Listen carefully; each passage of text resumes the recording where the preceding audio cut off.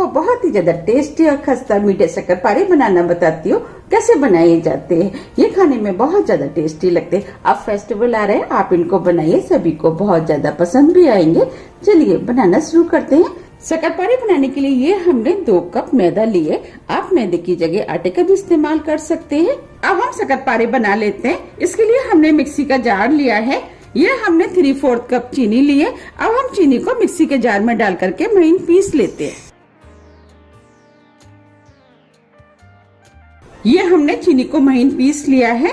ये हमने mixing bowl लिया है। जो हमने चीनी पीसी थी, अब चीनी को इसके अंदर डाल देते हैं। चीनी पीस के डालने से ये होता है कि हमें मेल्ट करने में आसानी रहती है। आप चाहे तो साबुत चीनी का भी इस्तेमाल कर सकते हैं। आधा कप देसी घी। आप देसी घी की जगह ऑयल का भी इस्तेमाल कर सकते हैं, लेकिन शक्करपारे देसी घी में ज्यादा टेस्टी बनके तैयार होते हैं, इसीलिए हमने देसी घी का इस्तेमाल किया है। आधा कप दूध। ये नॉर्मल टेम्परेचर पर है। अब हम सभी चीजों को अच्छे से मिक्स कर लेते हैं। हम इस तरीके से जब मिक्स करके शक्करपारे बनाते हैं तो शक्करपारे बहुत ही ज्यादा टेस्टी और खस्ता बनके तैयार होते हैं। अब ये सभी चीजें अच्छे से मिक्स हो गई हैं। ये जो हमने मैदा ली थी, अब मैदे को इसके अंदर डाल देते हैं। अब ये शक्करपारे देखने में सुंदर लगे और खाने में भी टेस्टी लगे, इसके लिए हमने ये 1 टेबल स्पून सफेद वाले तिल लिए। आप चाहे तो शक्करपारे को बिना तिल के भी बना सकते हैं, लेकिन जब तिल डाल करके हम शक्करपारे बनाते हैं तो शक्करपारे खाने में और देखने में दोनों में ही बहुत अच्छे लगते हैं। अब हम सभी चीजों को मिक्स करके डो बना लेते हैं। हमें डो को सख्त बनाना है। अगर डो आपका पतला हो जाता है तो आप इसके अंदर थोड़ी सी मैदा का और यूज कर सकते हैं। अब ये डो बन गया है, बस हमें इसी टाइप का डो चाहिए। हमें इस डो को ज्यादा चिकना नहीं करना है। अब हम डो को 10 मिनट के लिए रेस्ट के लिए छोड़ देते हैं और ढक देते हैं। 10 मिनट करीब हो गए हैं। अब ये डो भी सेट हो गया है। अब हम शक्करपारे बना लेते हैं। शक्करपारे बनाने के लिए हम इसमें से 1 छोटे नींबू के बराबर का डो लेंगे, क्योंकि हम छोटे छोटे शक्करपारे बनाएंगे। आपको जिस साइज के शक्करपारे बनाने हैं उस हिसाब से आप डो ले लें। अब हम इस डो को हल्का सा चिकना कर लेते हैं। हमें इसे ज्यादा चिकना नहीं करना है। देखिए ये हमने चिकना कर लिया है। अब हम इसे दूसरे हाथ की सहायता से हल्का सा दबा देते हैं। देखिए ये शक्करपारा बनके तैयार हो गया है। आप देख पा रहे साइड में जो क्रैक आ रहे हैं, उसकी वजह से ये बहुत ही ज्यादा खस्ता बनके तैयार होंगे। इस तरीके से हम कुछ शक्करपारे बना के तैयार कर लेते हैं। ये हमने कुछ शक्करपारे बना के तैयार कर लिए हैं। आप चाहे तो इन शक्करपारों को इस तरीके से भी फ्राई कर सकते हैं। अगर आपको शक्करपारे के अंदर सुंदर सी डिजाइन बनानी है जिससे कि ये देखने में सुंदर लगे, उसके लिए आपके पास अगर इस टाइप की कुकी कटर है तो आप इसका भी इस्तेमाल कर सकते हैं। अब मैं आपको इनसे काट के दिखाती हूँ। सबसे पहले मैं इस वाले से काट के दिखाती हूँ। इसके लिए हमें इसके ऊपर रखना है और इसको इस तरीके से दबाना है, और जितना भी साइड में एक्स्ट्रा है उसको हम निकाल देते हैं। देखिए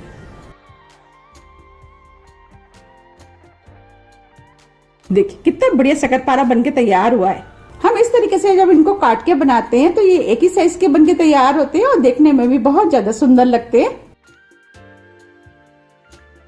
अब मैं इससे काट के दिखाती हूँ। इसको भी मैं बिल्कुल उसी तरीके से काटूंगी जैसे मैंने पहले वाला काटा था।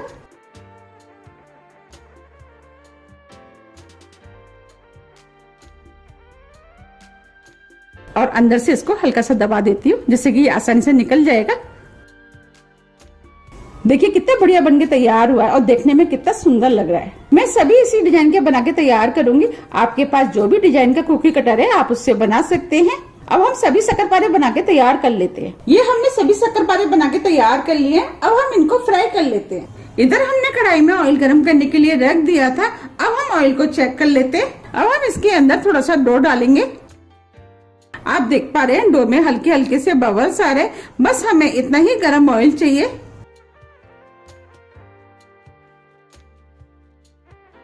अब हम शक्करपारों को कढ़ाई में डाल देते हैं। जितने शक्करपारे कढ़ाई में आएंगे उतने हम डालेंगे।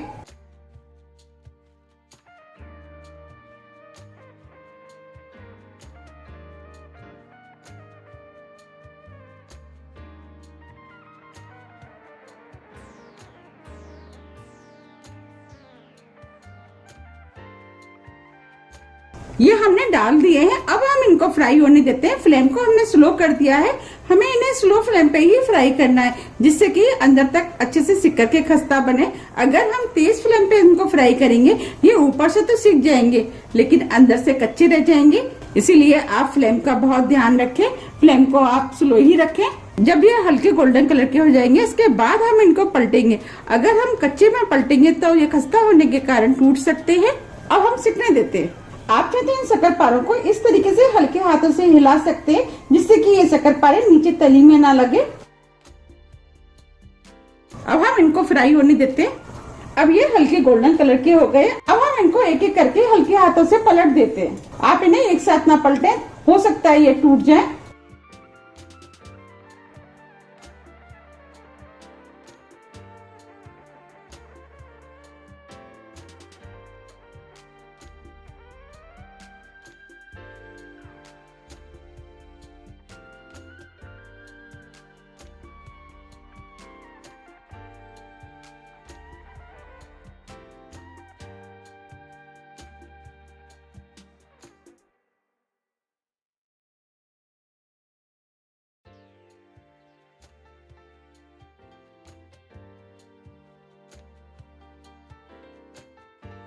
ये हमने सभी पलट दिए हैं। अब हम इनको दूसरी तरफ से भी फ्राई होने देते हैं। फ्लेम को हम स्लो ही रखेंगे।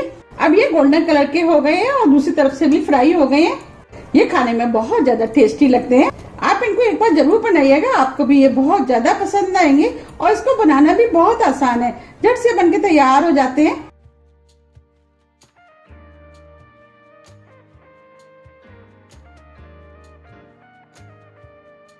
अब हम इनको निकाल लेते हैं।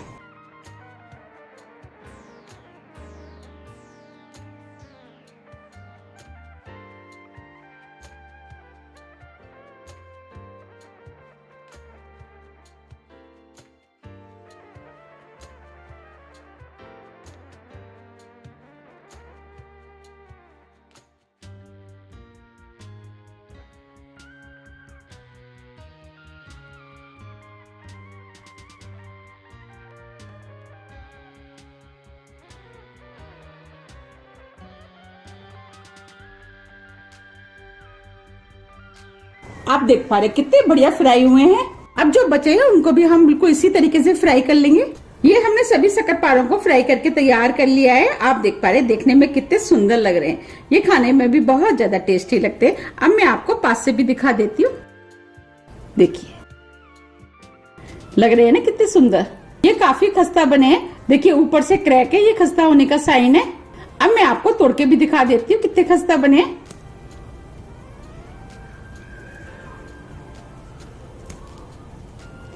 देखिए बने हैं ना खस्ता, और अंदर तक कितने बढ़िया सिके हुए हैं।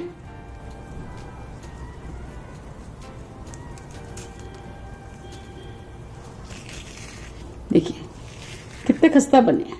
ये खाने में बहुत ज्यादा टेस्टी लगते हैं। आप इनको एक बार जरूर बनाइएगा, आपको भी ये बहुत ज्यादा पसंद आएंगे। आप इन्हें 2 से 3 महीने के लिए एयरटाइट डिब्बे में भर करके रख सकते हैं। लेकिन इतने दिन चलते किसके घर है, क्योंकि बनते ही इतने टेस्टी हैं, झट से खत्म हो जाते हैं।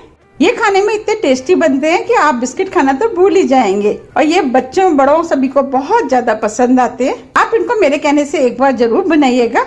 मैंने आपको जिस तरीके से बनाना बताया, अगर आप उस तरीके से बनाएंगे तो आपके भी बिल्कुल इसी तरीके की बनके तैयार होंगे। अगर बाई चांस आपके फटते हैं तो इसका मतलब यह है कि आपने चीनी या मोन की क्वांटिटी ज्यादा कर दी है। इसके लिए आप इसके अंदर थोड़ी सी मैदा और ऐड कर लें, फिर आप इनको फ्राई करेंगे तो आपके बिल्कुल ऐसे ही बनके तैयार होंगे। अगर आपको मेरी रेसिपी पसंद आती है तो आप ज्यादा से ज्यादा फ्रेंड और फैमिली के साथ शेयर कीजिए और कमेंट्स करके ये जरूर बताइए कि आपके ये कैसे बने। आप मुझे कमेंट्स करके ये भी बताइए कि आप इनको कब बना रहे हैं। आप मुझे मेरे फेसबुक पेज को भी फॉलो कर सकती है, इसका लिंक मैं अपने डिस्क्रिप्शन बॉक्स में दे दूंगी। अगर आपको मेरी रेसिपी थोड़ी भी पसंद आती है तो रेसिपी को लाइक कीजिए, चैनल को सब्सक्राइब कीजिए। सब्सक्राइब बटन के बगल में जो बेल आइकन है उसे आप प्रेस करना ना भूलिए, जिससे कि मेरी आने वाली वीडियो का नोटिफिकेशन आपको सबसे पहले मिल सके। अब हम फिर मिलते हैं इसी तरह की टेस्टी रेसिपी के साथ। जब तक के लिए नमस्कार।